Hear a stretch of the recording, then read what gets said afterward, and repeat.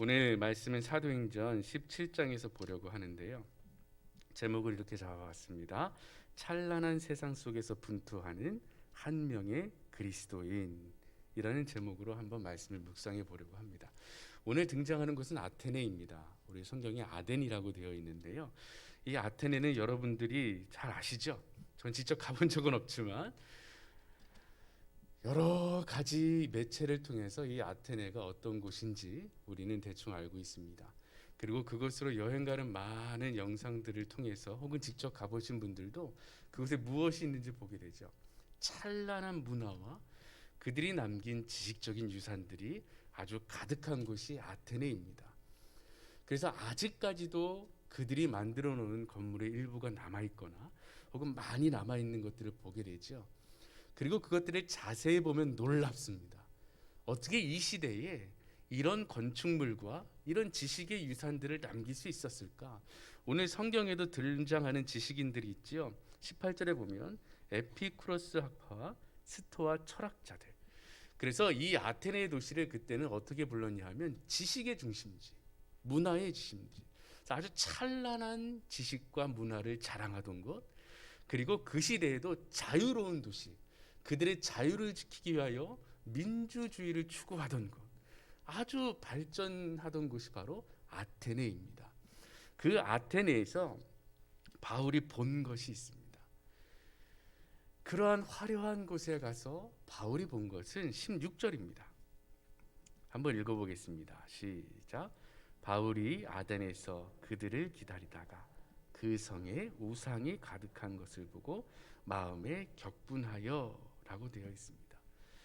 이 바울이 그곳에 가서 그 모든 것을 바라볼 때에 마음에 격분하는 마음이 들었어요. 이야, 아름답구나, 좋구나. 야, 이렇게 찬란하고 아름다운 것들이 있으니 여기저기 돌아다니면서 한번 무엇이 있나 보고, 그들이 막 새겨놓은 아름다운 것도 한번 보고, 많은 지식인들과 대화하며 그들의 지식도 한번 들어봐야 되겠구나 라고 마음이 들뜬 상태가 아니에요. 그곳에 가득하고 세상 사람들이 노력해서 만들어 놓은 그 찬란한 것들을 보고 이 바울은 그것을 무엇으로 보았냐 하면 우상으로 본 겁니다. 왜냐? 그들이 만들어 놓은 모든 것이 그들이 자랑하고 그들이 믿고 있는 신들을 나타내기 위한 것임을 보았기 때문입니다. 그래서 예수님을 믿는 이 바울이, 예수 그리스도를 전하고 있던 이 바울이 마음에 격분하는 마음이 들었어요. 그리고 바울은 무엇을 했냐 하면 그들과 함께 변론하기 시작했습니다. 더군다나 그들이 만들어 놓은 신상들 앞에 내가 알지 못하는 신이라고 적어 놓은 것들이 있는 것들을 보게 되는 거예요. 신을 만들다가 이 사람들이 걱정하기 시작한 거죠. 혹시 이렇게 많은 신상과 신들을 만들어 놨는데 혹시 내가 잠깐 잊어버린 신들이 있을까봐, 내가 미처 챙기지 못한 신들이 있을까봐 여러 알지 못하는 신들을 막 만들어 놓고 거기다가 알지 못하는 신에게 라고 적어 놓은 거예요. 혹시라도 모르니까. 그렇게까지 우상이 가득했던 곳, 그곳이 바로 아테네였습니다. 그래서 바울이 참지 못하고 행동하기 시작합니다. 그들과 함께 변론하며 그들과 함께 쟁론하기 시작합니다. 그랬더니 사람들이 관심을 가져요. 왜냐하면 그 도시는 자유도시니까요. 여러 신들이 있었으니까요. 바울이 와서 예수라는 시를 전해도 아무런 이상할 것이 없어요. 일단 들어보는 거예요. 왜요? 이렇게 되어 있습니다. 18절입니다. 한번 읽어보겠습니다. 시작. 어떤 에피쿠로스와 스토아 철학자들도 바울과 쟁론할세 어떤 사람은 이르되 이 말쟁이가 무슨 말을 하고자 하느냐 하고 어떤 사람은 이르되 이방 신들을 전하는 사람인가 보다 하니 이는 바울이 예수와 부활을 전하기 때문이더라. 일단 듣기 시작하는 겁니다. 그래? 그럼 저 말쟁이가 믿고 있는 신은 어떤 신인가? 하고 들어보는 거죠. 그래서 여러 가지 대화들이 오가고 있는 상황입니다. 쟁론하고 변론하고 있는 거니까요. 그 예수가 누구냐? 그 신은 어떤 신이냐? 이렇게 이야기하고 있는 거예요. 그 예수가 아들이면 아버지는 누구냐? 하나님이다. 이렇게 여러 가지 이야기들 오고 가고 있겠죠. 그 내용 중에 몇 가지를 한번 보려고 합니다. 24절입니다. 한번 읽어보겠습니다. 시작. 우주와 그 가운데 있는 만물을 지으신 하나님께서는 천지의 주제시니 손으로 지은 전에 계시지 아니하신다. 이 만물을 창조하신 분이 바로 내가 믿는 하나님이다. 그러니 이 만물을 창조하신 이가 인간이 만든 것에 얽매이지 않으실 것이다 라고 이야기하는 거예요. 너희들이 만들어낸 신은 너희가 만들어낸 것에 얽매이고 제한적이지만 이 만물을 만들어내신 하나님은 그런 분이 아니시다. 인간이 하나님을 어느 곳에 제한시킬 수 없다. 만물을 만드신 창조주이시기 때문이다 라고 이야기합니다. 그리고 또 보겠습니다. 25절 읽어보겠습니다. 시작. 또 무엇이 부족한 것처럼 사람의 손으로 섬김을 받으시는 것이 아니니 이는 만민에게 생명과 호흡과 만물을 친히 주시는 이십니다. 아멘. 생명을 주관하시는 이가 바로 하나님이십니다. 그래서 인간의 힘으로 이 신을 조정할 수 없다라는 거예요. 너희가 믿는 신은 너희가 뭘 바치고 어떻게 하고 어떻게 하면 신이 막 감동하고 또 이렇게 하지 못하면 막 신이 분노하고, 그래서 너희가 하는 행동과 드리는 무엇에 따라서 신이 감동받고 해서 막 축복을 주고 이런 신이냐? 우리는 그렇지 않다. 만물을 지으신 하나님은 우리에게 생명을 주시는 유일하신 분이다. 하나님이 우리 인간에게 의존하고 있는 것이 아니라 우리가 하나님께 의존하며 생명을 유지하며 살고 있다 라고 선포하는 겁니다. 또 보겠습니다. 26절입니다. 읽겠습니다. 시작.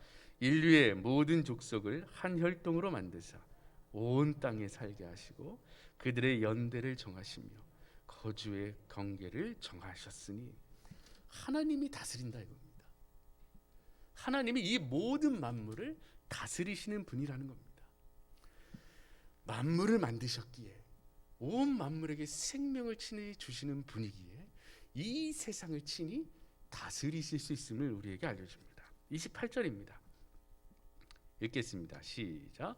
우리가 그를 힘입어 살며 기동하며 존재하느니라. 너희 시인 중 어떤 사람들의 말과 같이 우리가 그의 소생이라 하니.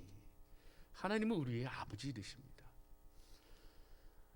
우리가 사람으로 태어나 사람으로 죽는 것 같지만 우리가 믿는 복음은 그렇지 않습니다. 우리는 예수 그리스도로 말미암아 하나님의 자녀로 입양된 자들입니다. 그래서 우리는 하나님을 아버지라 부르죠. 그들은 그들이 만든 신을 뭐라고 부르는지 모르겠지만 우리는 우리의 하나님을 아버지라 부릅니다.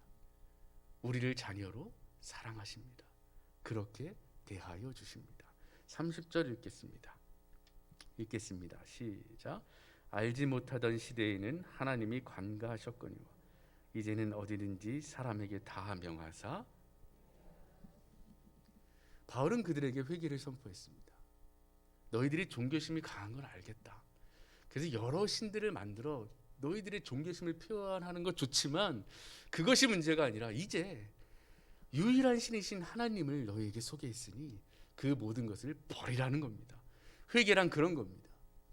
그 모든 것을 다 버리고 하나님께로 돌아와라. 내가 말한 신이 유일하신 하나님이시다. 유일하신 신이시다. 그분을 믿을 때 죽음 이후에 부활이 있다 라고 전하고 있습니다. 그 이후에 사람들의 반응이 어땠을까요? 한번 보겠습니다. 32절부터 34절까지 읽겠습니다. 시작. 그들이 죽은 자의 부활을 듣고 어떤 사람은 조롱도 하고 어떤 사람은 이 일에 대하여 네 말을 다시 듣겠다 하니, 이에 바울이 그들 가운데서 떠나며 몇 사람이 그를 가까이하여 믿으니 그 중에는 아레오바고 관리 디오누시오와 다말이라 하는 여자와 또 다른 사람들도 있었더라. 반응이 제각각이죠. 누군가는 믿고 누군가는 더 알고 싶어서 다가와 대화를 더하고 또 누군가는 조롱했습니다. 이 예수 그리스도와 부활이라는 것이 그들이 믿는 범주에 들어있지 않은 아주 새로운 것이기 때문입니다.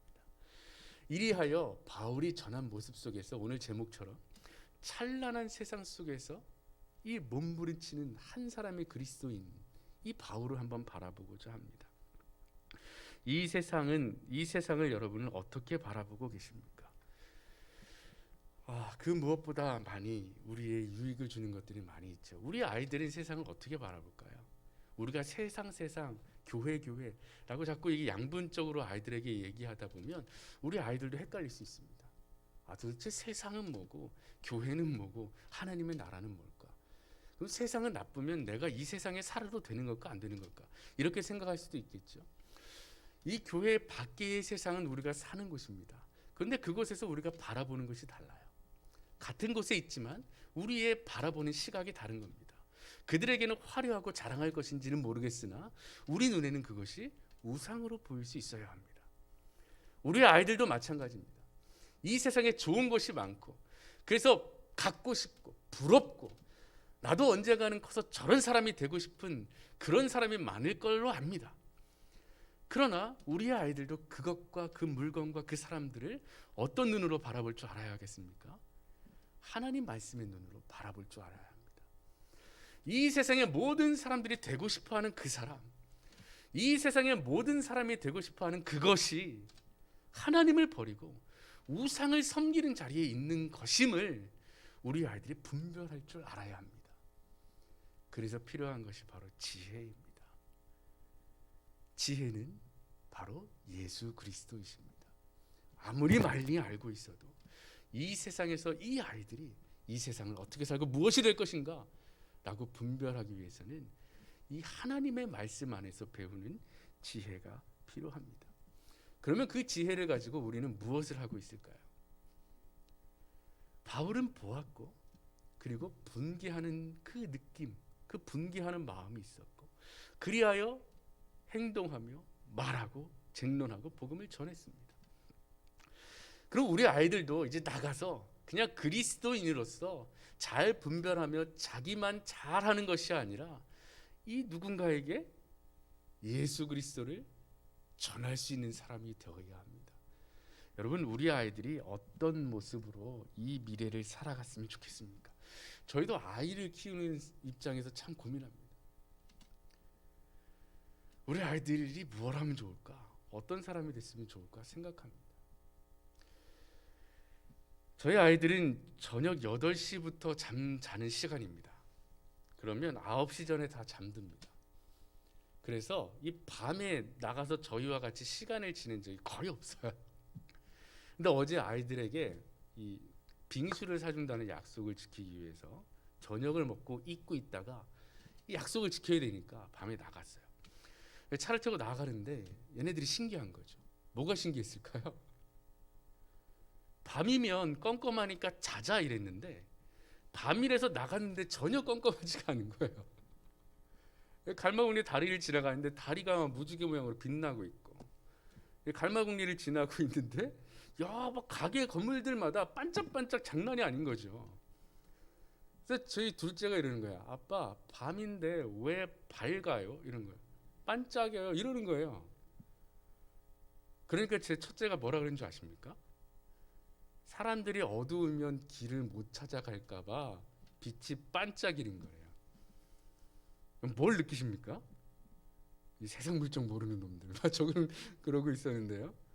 그러면서 생각하신 게 그거예요. 세상 사람들은 저 빛 때문에 가지요. 밤에 저희를 유혹하는 빛들이 있어요. 그죠? 그러면 그것이 찬란하고 마음에 들면 그곳에 갑니다. 그런데 정말 우리가 그렇게 세상 사람들이 자신들이 유혹하고 있는 그 빛을 찾아가는 그때 이 세상의 빛으로 오신 예수 그리스도를 밝히 빛내고 있냐라는 거죠. 그냥 그렇게 가면 내버려두고 그럴 수 있지. 그래서 우리 주변에서 그런 사람이 있는데도 그럴 수 있지 라고 그냥 가만히 있는 것은 아닌가 되돌아보자라는 겁니다. 이 바울은 열심히 노력했습니다.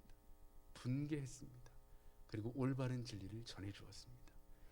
여러분도 여러분의 자녀를 바라보시고 여러분의 자녀들도 혹시 그 세상의 찬란함과 빛남 속으로 점점 빠져들어가고 있다면 어찌 그냥 내버려둘 수 있겠습니까? 다시 끄집어내야겠죠. 노력해야 합니다.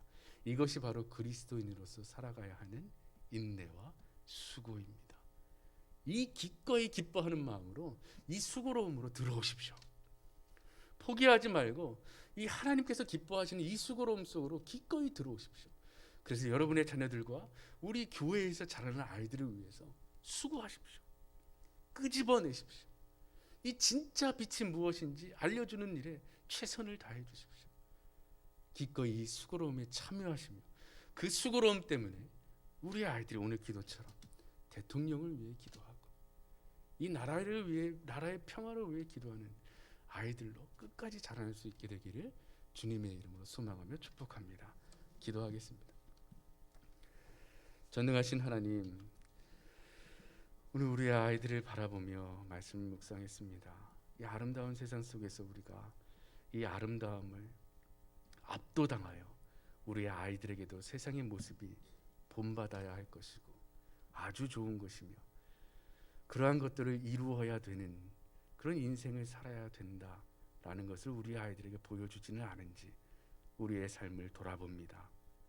우리가 먼저 우리의 창조주이신 하나님, 그리고 우리를 위하여 기꺼이 죽으시고 살아나신 예수님, 우리의 삶을 지금도 이끌고 계시는 성령 하나님을 의지하는 그 삶을 살게 하여 주시옵소서. 세상에 찬란한 것이 중요한 것이 아니라 비록 이 세상에서 낮게 섬길지라도 예수 그리스도를 믿는 사람, 우리 아동부의 주제처럼 하나님의 사람으로 살아가는 것이 가장 가치 있고 소중하다는 것을 우리 아이들이 믿고 따르게 하여 주시옵소서. 그리하여 우리 교회가 기꺼이 이 수고로움에 참여하길 원합니다. 우리 아이들 한 사람이라도 포기하지 않게 하시고 우리의 자녀들 끝까지 붙잡게 하셔서 우리 아이들이 어디에서 무엇을 하든지 예수님을 바라보고 예수님을 전하며 이 나라와 사랑하는 사람들을 위하여 예수 그리스도의 이름으로 기도하는 하나님의 자녀들이 되게 하여 주시옵소서. 모든 것 주님께 맡기며 우리 주 예수 그리스도의 이름으로 기도합니다. 아멘.